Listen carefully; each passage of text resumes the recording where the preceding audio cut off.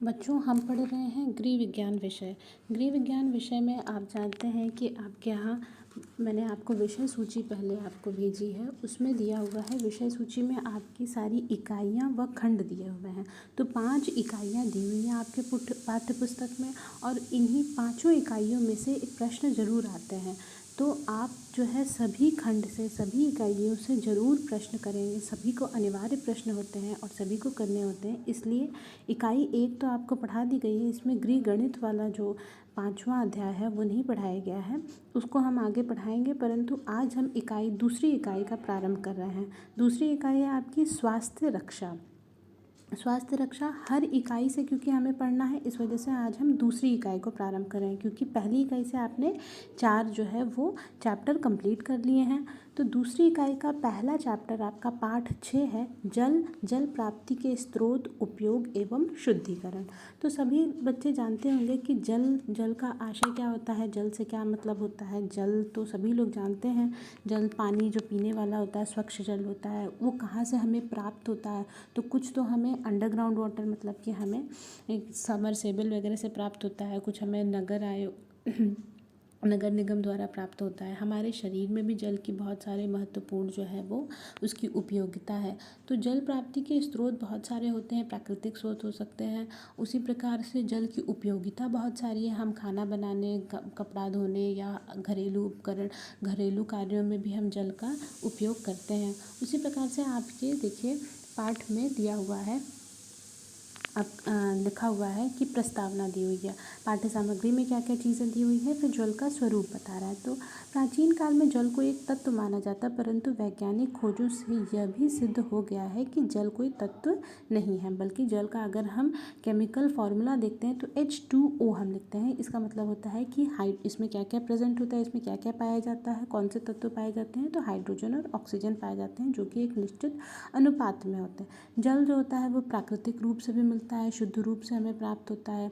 3 रूपों में पाया जाता है। ठोस होता है, ठोस जैसे कि आइस जिसको हम कहते हैं, बर्फ़ जो होता है द्रव मतलब कि पानी पीने योग्य जो हमारा होता है वो द्रव उसमें होता है।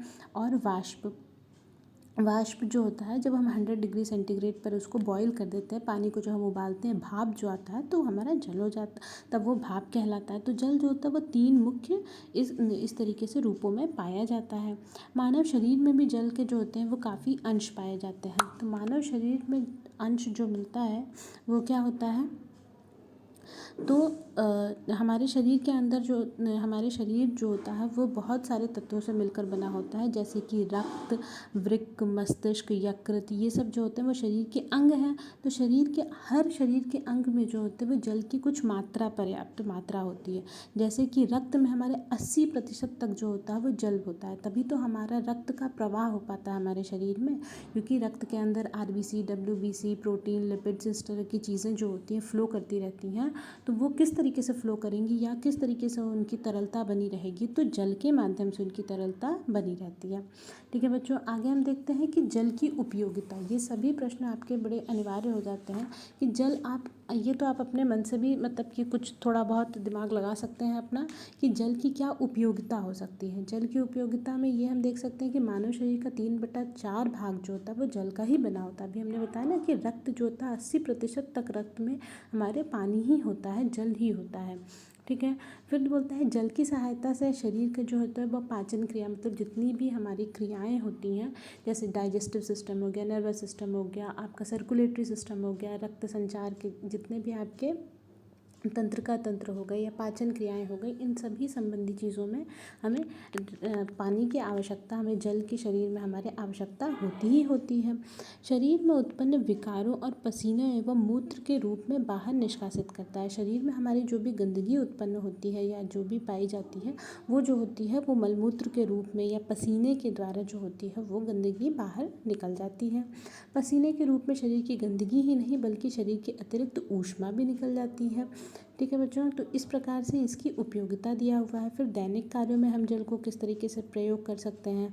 सर्वप्रथम जल पीने के योग्य होता है, भोजन बनाने के, स्नान करने, पेड़ पौधों में डालने के लिए।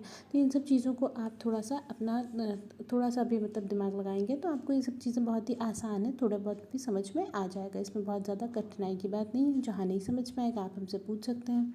फिर बताते हैं बच्चों कि जल का संगठन।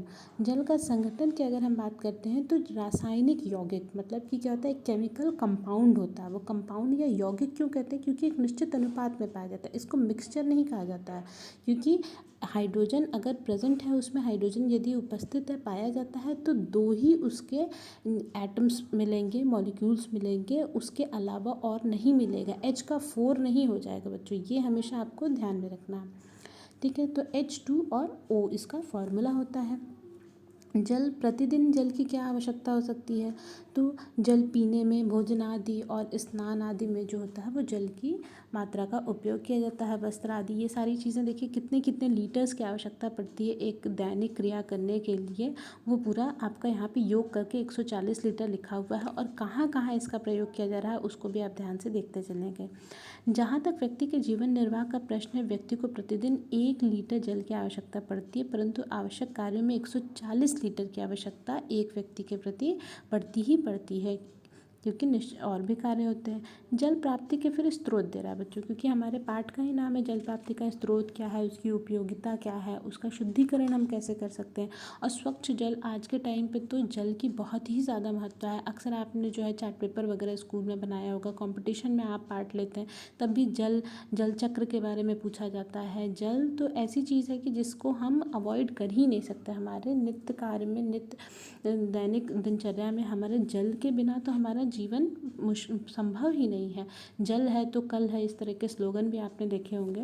तो इसी प्रकार से हमें हर एक बूंद के जल का जो होता है वो संरक्षण करना चाहिए। आइए हम देख लेते हैं जल के स्रोतों को। तो जल के स्रोत हम मुख्यतः देखते हैं कि समुद्र एक मुख्य साधन होता है, परंतु समुद्र का पानी खारा होता है, तो इस वजह से हम इसको एज सच इस तरीके से तो हम उसका उपयोग नहीं कर सकते, उसका हमें शुद्धिकरण करना पड़ता है, उससे तभी हमें नमक की प्राप्ति होती है। फिर होता है बच्चों, वर्षा के द्वारा जल एक प्राप्त किया जा सकता है। वर्षा सबसे प्रमुख साधन होता है, प्रमुख स्रोत होता है। इस समय वर्षा ऋतु चल भी रही है, आप देख रहे हैं। तो वर्षा से क्या होता है, आपके ग्राउंड वाटर का लेवल जो होता है, जो आपके पानी का स्तर जो होता है वो बराबर हो जाता है, झीलों में, तालाब, नदियों, हर तरीके से। इस प्रकार से बच्चों देखिए, आपको इस चित्र में जो है वो जल चक्र के बारे में बताया गया है कि वर्षा से जो है बादल के रूप से वर्षा होती है, वो ज़मीन पर आती है, फिर समुद्रों में, तालाब, नदी, हर जगह जो होता है वाष्पीकरण के द्वारा, सूर्य की गर्मी से वाष्पीकरण होता है और वो पुनः बादल का निर्माण कर लेते हैं। तो इस प्रकार से जल का चक्र इसमें दिखाया गया है। तो ठीक है बच्चों, आज हम इतना ही बता रहे हैं आपको, फिर उसके आगे का आपको हम अगली कक्षाओं में हम आपको बताते चलेंगे। इसी का आगे आपके पाठ में इसी को पूरा अच्छे से एक्सप्लेन किया हुआ है, तो आप स्वयं भी एक बार पढ़ने का प्रयास करिएगा, और जहाँ नहीं समझ में आएगा वो आप पूछिएगा। बाकी जल के स्रोतों के बारे में और भी हम बताएंगे आपको, फिर उसके आगे हम शुद्धिकरण के बारे में बताएंगे। ठीक है बच्चों, कौन कौन सी इसमें शुद्धियाँ होती हैं, अशुद्धियाँ होती हैं, किस प्रकार से भौतिक साधन होते हैं, रासायनिक साधन होते हैं, कैसे कैसे हम इनको शुद्ध कर सकते हैं जल को, उसके बाद फिर हम तब इस प्रकार से हमारा ये चैप्टर ख़त्म होगा, तो फिर हम आपको प्रश्न उत्तर कराएंगे। ठीक है बच्चों, धन्यवाद।